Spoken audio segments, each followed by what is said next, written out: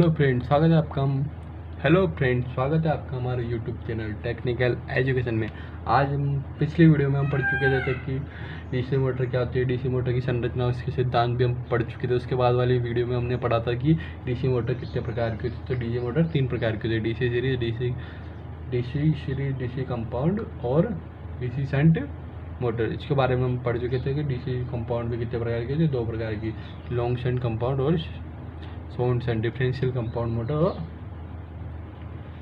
DC compound motor. इसके बाद हम पढ़ेंगे कि इस डीसी मोटर को की स्पीड को कैसे नियंत्रण किया जाता है। तो हम पढ़ेंगे कि डीसी मोटर अभिलक्षण भी हम पिछली वीडियो में पढ़ चुके थे। तो अब हम पढ़ने जा रहे हैं कि डीसी मोटर की चाल नियंत्रण विधि, अर्थात डीसी मोटर की चाल को कैसे नियंत्रित किया जाता है। तो इसको निम्न में परिवर्तन करके डीसी मोटर की चाल नियंत्रण को स्टार्ट करते हैं। चलिए स्टार्ट करते हैं डीसी मोटर की चाल नियंत्रण विधि। अर्थात निम्न में परिवर्तन करके डीसी मोटर की चाल को परिवर्तित किया जा सकता है, चाल को नियंत्रित किया। अर्थात प्रतिध्रुव फ्लक्स या n बराबर 1/5, मतलब प्रतिध्रुव फ्लक्स किसके व्युत्क्रमण में होती है, चाल के व्युत्क्रमण। बेक ईएमएफ भी किसके समानुपाती होता है, चाल के समानुपाती। और सप्लाई वोल्टेज क्या होता है, चाल के समानुपाती होता है। अर्थात वोल्टेज और प्रतिध्रुव फ्लक्स और सप्लाई वोल्टेज और विरोधी ईएमएफ में परिवर्तन करके हम चाल को नियंत्रित कर सकते हैं। तो इसके लिए हम निम्न विधियों को पढ़ते हैं, अर्थात चाल नियंत्रण की विधियाँ। तो पहली विधि आती है आर्मेचर अपवर्तक विधि। इसमें क्या होता है, आर्मेचर के समांतर क्रम में परिवर्तित प्रतिरोध जोड़ा जाता है। अर्थात जो कि प्रतिरोध का मान चेंज होता रहता है, ऐसा प्रतिरोध हम जोड़ते हैं। इसमें प्रतिरोध का मान बढ़ाने पर गति घटती है, अर्थात प्रतिरोध बढ़ेगा तो ऑब्वियसली बात है या सिंपल सी बात है कि गति घटी है। जिसके लिए इसका एक एग्जाम्पल बताता है, जैसे कि कोई समतल पर अगर हम किसी चीज़ को लुढ़काते हैं तो वो आराम से गुड़क जाती है, और उसी चीज़ को अगर हम खुरदरी सतह पर गुड़काएंगे तो वो धीरे धीरे नीचे आएगी। इस प्रकार से हम इसको समझ सकते हैं। जैसे कि इसका उपयोग सामान्य को कम गति प्राप्त करने के लिए किया जाता है। जैसे कि इसका डायग्राम इस प्रकार है कि ये क्या था, ये तो आर्मेचर हो गया, और ये प्रतिरोध लगा दिया जाता है जो कि विभिन्न मानों का होता है, या प्रतिरोध बॉक्स की सहायता से इसका प्रतिरोध नियंत्रित किया जाता है। इसके बाद आता है फील्ड अपवर्तक विधि। इसमें क्या होता है, सेकेंड विधि। इस विधि में मोटर की गति सामान्य से अधिक प्राप्त की जाती है। इस विधि का उपयोग रेलगाड़ी और बैटरी से चलने वाली कार में किया जाता है। अर्थात ऑटोमोबाइल या कार मोटर वगैरह इनमें इसका, और रेलगाड़ियों में इनका उपयोग किया जाता है। इस विधि में परिवर्तित के प्रतिरोध को सीरीज फील्ड के समांतर क्रम में जोड़ा जाता है। अर्थात इसको किसमें जोड़ा जाता है, फील्ड अपवर्तक विधि में इसको समांतर क्रम में जोड़ा जाता है। इसके बाद हम पढ़ते हैं अगली विधि क्या होती है। इसके बाद अगली विधि आती है फील्ड टैपिंग विधि। इस विधि में क्या होता है, सीरीज फील्ड टैपिंग विधि। इस विधि में इसमें सीरीज फील्ड के टैपिंग निकाल ली जाती है। इस विधि में टैपिंग की संख्या घटाने पर गति बढ़ती है। अर्थात टैपिंग की संख्या घटाएंगे तो गति बढ़ेगी, और टैपिंग की संख्या घटाएंगे तो क्या बढ़ेगी, गति घटेगी। इस विधि का उपयोग मिक्सी में किया जाता है। अर्थात जो अपनी घरेलू मिक्सियाँ होती हैं उनमें फील्ड टैपिंग विधि का उपयोग किया जाता है। जिसके उसमें क्या होता है, स्विच होता है, सेंट्रीफ्यूगल स्विच लगा होता है या अपकेंद्रीय स्विच लगा होता है। जैसे कि उसको हम कंट्रोल करते हैं, उसको अगर हम करेंगे तो फर्स्ट टैपिंग पे चल जाएगा, या जैसे कि इस प्रकार से उसमें टैपिंग या 3 निकाल लिए जाते हैं। उसमें 3 या 4, 5 जो भी स्पीड उन्होंने निर्धारित की होती है उस प्रकार से वो कर देते हैं। जैसे कि हमारा ये सेंट्रीफ्यूगल स्विच या रेगुलेटर होता है, तो इसको घुमाते हैं तो हम सेम वही रेगुलेटर वाला भी यही प्रोसेस होता है। जैसे इसको घुमाएंगे अपन तो ये फर्स्ट पे टच हो जाएगा, तो फर्स्ट की स्पीड जैसे कि उन्होंने 300 आरपीएम पे फिक्स कर रखी है मिक्सी के लिए, तो मिक्सी 300 पे घूमेगी। इसके बाद इसी प्रकार सेकंड पे जाएंगे तो उन्होंने 600 का रखी, तो मिक्सी 600 पे घूमने लग जाएगी।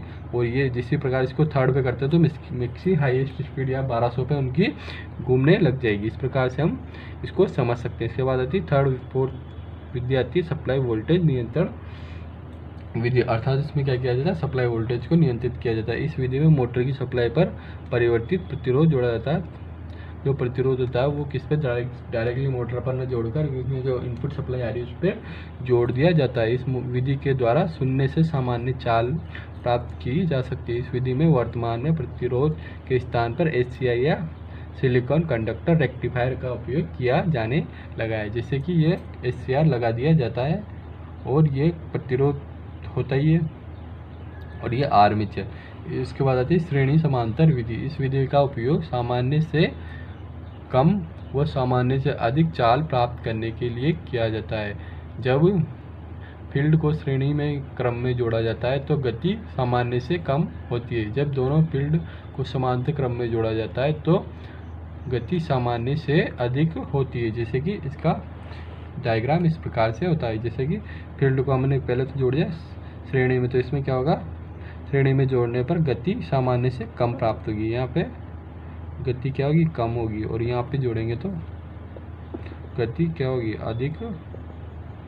ये कि हमने समांतर में जोड़ने पर गति अधिक प्राप्त होती है। इसके बाद आता है, तो हमने ये 5 विधियाँ पढ़ी है किसकी, डीसी सीरीज मोटर की गति नियंत्रण करने के लिए। अब तो हम अगली विधि पढ़ेंगे डीसी शंट मोटर की गति नियंत्रण करने की विधियाँ। तो स्टार्ट करते हैं हम डीसी शंट मोटर की गति नियंत्रण करने की विधियाँ। पहली विधि आती है आर्मेचर डीसी शंट मोटर की चाल नियंत्रण विधि। इसमें पहली विधि आती है आर्मेचर नियंत्रण विधि। इस विधि में आर्मेचर की श्रेणी क्रम में परिवर्तित प्रतिरोध जोड़ा जाता है, जिससे वोल्टेज ड्रॉप होता है और मोटर की गति कम हो जाती है, लेकिन शंट फील्ड का चुंबकीय क्षेत्र अपरिवर्तित रहता है। इस विधि में सामान्य से कम गति प्राप्त की जाती है। जैसे कि इसका डायग्राम इस प्रकार होता है। इसके बाद आती है फील्ड नियंत्रण विधि। इस विधि में शंट फील्ड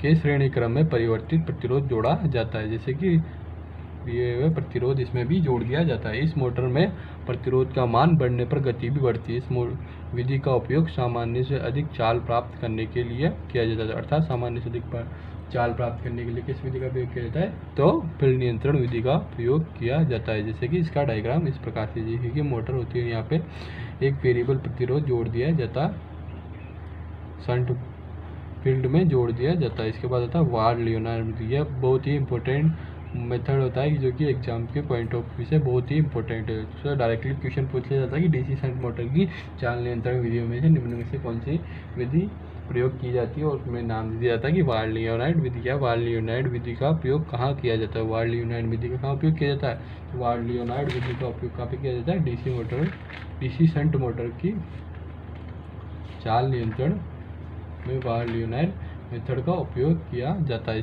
चलिए इसको पढ़ते हैं। इस विधि के द्वारा विपरीत दिशा में भी अधिकतम गति प्राप्त की जा सकती है। इस विधि में जनरेटर और मोटर की फील्ड वाइंडिंग को अलग से सप्लाई दी जाती है, अर्थात जनरेटर और फील्ड वाइंडिंग दोनों की अलग अलग सप्लाई दे दी जाती है।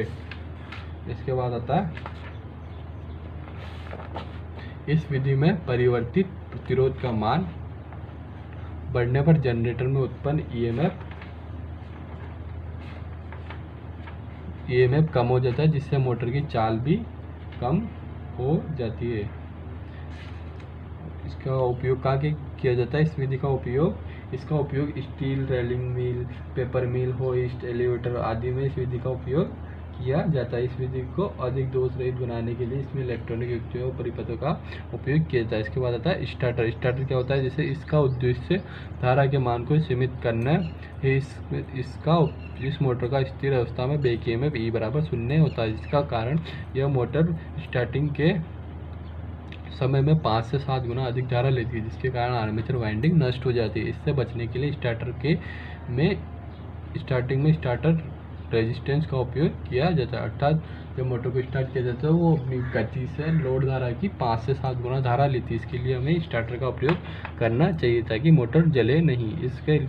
इससे स्टार्टर पीतल के बने होते हैं। 2 वाट के से अधिक क्षमता की मोटरों के लिए स्टार्टर का प्रयोग किया जाना चाहिए। स्टार्टर के प्रकार, स्टार्टर कितने प्रकार के होते हैं, 2 प्रकार के, स्टार्टर 2 पॉइंट स्टार्टर और 3 पॉइंट स्टार्टर। यह डीसी सीरीज मोटर के लिए उपयोग किया जाता है। इसमें ओएलसी ओवरलोड कोयल नहीं होती है। इसके सभी भाग एक दूसरे के श्रेणी क्रम में जुड़े होते हैं। दूसरा आता है 3 पॉइंट स्टार्टर। इसका उपयोग डीसी शंट मोटर के साथ किया जाता है। इसमें एनवीसी को शंट फील्ड के श्रेणी क्रम में जोड़ा जाता है, लेकिन एनवीसी मतलब नो वोल्टेज कोयल को आर्मेचर के समांतर क्रम में जोड़ा जाता है। अर्थात 3 पॉइंट स्टार्टर में होता यह है कि इसका उपयोग डीसी शंट मोटर में किया जाता है और इसके एनवीसी नो वोल्ट कोयल को शंट फील्ड में जोड़ा जाता है, शंट फील्ड के श्रेणी क्रम में जोड़ा जाता है, लेकिन एनवीसी आर्मेचर के समांतर क्रम में होती है। इसके बाद आता है तीसरा और अंतिम स्टार्टर आता है इसका 4 पॉइंट स्टार्टर, अर्थात स्टार्टर भी कितने प्रकार के होते हैं, 3 प्रकार के, 2 पॉइंट, 3 पॉइंट और 4 पॉइंट स्टार्टर। तो 2 पॉइंट पढ़ लेते हैं अपन, 4 पॉइंट स्टार्टर।